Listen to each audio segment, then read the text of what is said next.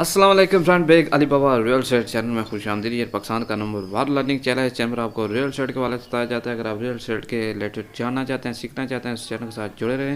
ये पाकिस्तान का number 1 learning channel है आपकी इन्वेस्टिंग और लर्निंग जर्नी में आपके साथ साथ। तो आज हम जिस टॉपिक पर बात करने वाले हैं वो है रेंट एग्रीमेंट। रेंट एग्रीमेंट जो है वो क्या है, रेंट एग्रीमेंट क्या है, और इसमें जो है वो कुछ टेनेंट के वाले से और कुछ लैंडलॉर्ड के वाले से, दोनों से जो है वो कुछ चीज़ें, कुछ पॉइंट्स मैं आपके साथ डिस्कस करूँगा। तो ये इस तरह से जो है एक डिटेल वीडियो तो नहीं है, लेकिन इस वीडियो में आपको बहुत सी जो है इन्फॉर्मेशन और बहुत सी जो आपको जो है उसके जो बेसिक जो फंडामेंटल आपको समझ आ जाएंगे। तो कुछ चंद जो है वो की पॉइंट्स मैं आपके साथ शेयर करूँगा कि किस तरह से आप जब प्रॉपर्टी खरीद रेंट पे ले रहे हैं तो आपको किन किन चीज़ों का ध्यान रखना है। तो इन चीज़ों को ध्यान में रखते हुए आप जो है जब रेंट पे प्रॉपर्टी लेंगे या आप प्रॉपर्टी रेंट पे दे रहे हैं तो इंशाल्लाह आप जो है बहुत सी चीज़ें जो है वो इस तरह से मुश्किलात या बहुत से इस तरह से जो है वो डिस्प्यूट वगैरह से आप बच सकते हैं। तो बात करते हैं कि सबसे पहले जब भी आपने कोई प्रॉपर्टी खरीदनी है तो आपने पहले सबसे उसको सर्च करना है। तो प्रॉपर्टी आपने ढूंढनी है तो उसके आपके लिए दो मेन सोर्सेज आपके पास मौजूद हैं। एक तो आप ऑनलाइन तरीके से उसको सर्च कर सकते हैं, दूसरा आप वहाँ के किसी ब्रोकर से पता कर सकते हैं। जब आपने प्रॉपर्टी सर्च कर ली तो फिर उसके बाद जो है नेक्स्ट ऑप्शन है नंबर 2 पर कि नेगोशिएट लैंडलॉर्ड एंड टेनेंट में जो है नेगोशिएट करना है किराए के बारे में, तमाम चीज़ें जो आपने नेगोशिएट करनी है। उसके बाद जो नंबर 3 पर ऑप्शन है आपके पास, जो पॉइंट है आपके पास, वो है कि lessor shall be owner on legal authorise by owner या पावर ऑफ अटॉर्नी। इस चीज़ को आपने ध्यान में रखना है। जिस भी बंदे से आप प्रॉपर्टी रेंट पे ले रहे हैं, मकान रेंट पे ले रहे हैं, वो उसका असल ऑनर है या थ्रू पावर ऑफ अटॉर्नी के थ्रू जो है कोई बंदा आपको वो प्रॉपर्टी रेंट पे दे रहा है। फिर उसके बाद नंबर 4 पर है कि आपने जब भी कोई भी टेनेंट आप तलाश कर रहे हैं, तो कोई प्रॉपर्टी आप रेंट पे देना चाह रहे हैं, तो उसके टेनेंट का आपने बैकग्राउंड ज़रूर चेक करना है। बाद में ऐसा होता है कि कोई इस तरह की इनलीगल एक्टिविटीज़ जो है वो शामिल हो जाती हैं। आपके जो किराएदार है, मकानदार है, उसमें कोई इस तरह की चीज़ें निकल आती हैं। उससे पहले आपको जो है वो टेंडर के बैकग्राउंड चेक करना चाहिए। Police verification, ID and permanent address आपको पता होना चाहिए। मुकम्मल डिटेल आपके पास होनी चाहिए उस टेंडर के बारे में, ताकि आप भी किसी भी किस्म के जो है वो प्रॉब्लम से या आप किसी किस्म के मुश्किलात का आपको सामना ना करना पड़े। तो आप जो है नंबर 4 पर आपने जो है उसका बैकग्राउंड ज़रूर चेक करना है। उसके अलावा रेंट पेइंग कैपेसिटी भी आपने चेक करनी है कि जो भी जिस बंदे को आप रेंट पे प्रॉपर्टी दे रहे हैं, मकान दे रहे हैं, वो रेंट दे भी सकता है। यानी अक्सर आपने देखा होगा जब भी आप बैंक पे जाते हैं तो बैंक आपकी तमाम फाइनेंशियल स्टेटमेंट चेक करता है, आपकी इनकम चेक करता है, उसके बाद आपको लोन इशू करता है। तो ये भी आपको पता होना चाहिए कि ऐसा ना हो कि आप किसी को प्रॉपर्टी अगर रेंट पर दे देते हैं तो वो प्रॉपर्टी से आपको रेंट जो है लेना मुश्किल हो जाए या वो आपका किराएदार आपको तंग करे। तो ये आपको चेक करना है। उसके अलावा जो है आपको ये भी चेक करना होगा कि आप किराएदार किस किस्म का है, फैमिली मेम्बर है, कोई सैलरीड पर्सन है या बिजनेसमैन है या कोई स्टूडेंट है। तो ये भी आपने ध्यान में रखना है कि वो फैमिली है तो फिर तो ठीक है। अगर कोई स्टूडेंट है तो अगर ऐसी जगह पर आप प्रॉपर्टी दे रहे हैं जहाँ पर कुछ नेबर्स आपके रहते हैं तो उनके लिए प्रॉब्लम बन सकती है।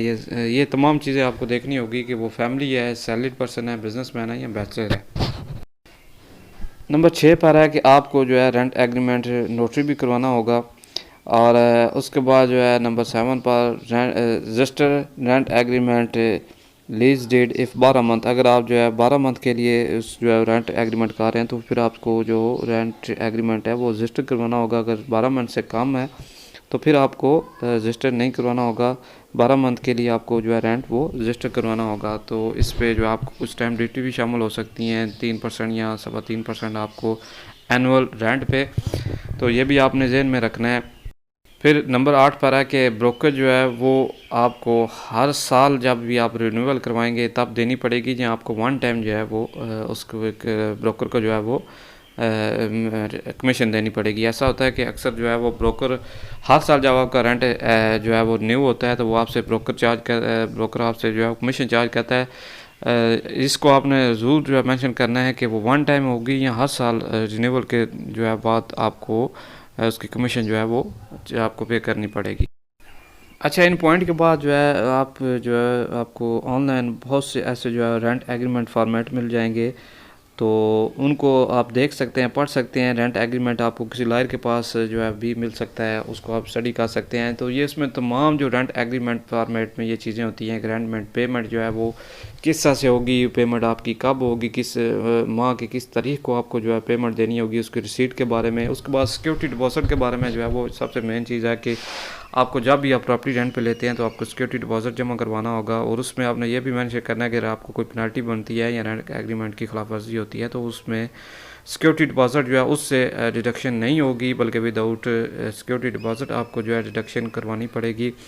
कोई इस तरह ग्रांट की खिलाफ वर्जी होती है, कोई पेनल्टी वगैरह होती है तो वो सिक्योरिटी डिपॉजिट के बाहर होगी। फिर उसके बाद जो है वो कमेंसमेंट जो है, ड्यूरेशन एंड टर्मिनेशन, इसके बारे में आपको समझना है कि जब आप प्रॉपर्टी ख़रीद रहे हैं रेंट पे, उसके आगाज़ से लेकर उसकी जो है मुद्दत है, और फिर उसकी जो है बतरफी ख़त्म होना है जो टर्मिनेशन, उसकी जो तीनों ऑप्शन है, कमेंसमेंट, ड्यूरेशन एंड टर्मिनेशन। ये चीज़ आपको ज़हन में रखनी है, कब आप उससे ले रहे हैं, कब उसके जो है ख़त्म हो रही है, और किस वजह से जो है वो आपको जो है वो किरायादार जो है या मालिक है आपको वो प्रॉपर्टी से, किराएदार से जो है मकान से वो बर्तरफ कर सकता है, निकाल सकता है। तो ये तमाम शर्तें आपको लिखनी पड़ेंगी।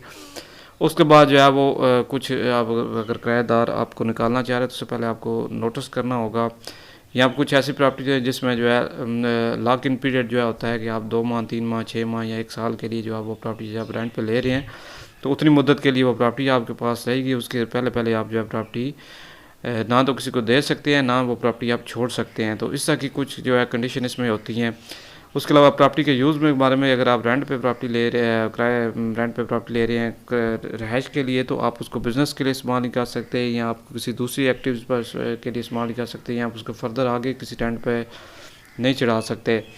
तो उसके अलावा प्रॉपर्टी की कंडीशन के बारे में यह कि प्रॉपर्टी जब आप ले रहे हैं उसकी क्या कंडीशन है, जब आप उसको हैंड ओवर करेंगे उसके हवाले से भी इसमें जो है वो तमाम चीज़ें दर्ज होती हैं कि उसकी कंडीशन क्या होनी चाहिए। उसकी मेंटेनेंस के जो है हवाले से होना चाहिए कि मेंटेनेंस जो है वो लैंडलॉर्ड करवाएगा या टेनेंट करवाएगा। ये तमाम चीज़ें इसमें जो है फॉर्मेट में शामिल होती हैं। तो ये रेंट एग्रीमेंट आपको किसी जो है प्लेटफॉर्म से भी आपको बआसानी ऑनलाइन आप इसको सर्च कर सकते हैं, या किसी अगर आप इसका कोई फॉर्मेट पड़ा है आप उसको सर्च करके ये सारी चीज़ें देख सकते हैं। तो इसको डिटेल में अगर मैं वीडियो बनाऊं तो ये वीडियो लंबी हो जाएगी। तो जो है ये चंद चीज़ें हैं, इसको आप देख के समझ के जो है तमाम चीज़ें रेंट के वाले से कुछ इसके बेसिक चीज़ें आपको समझ आ सकती हैं। तो वीडियो मेरी अगर आपको अच्छी लगी हो तो चैनल को लाइक करें, सब्सक्राइब करें। नेक्स्ट वीडियो के लिए इजाज़त दें। अल्लाह हाफिज़।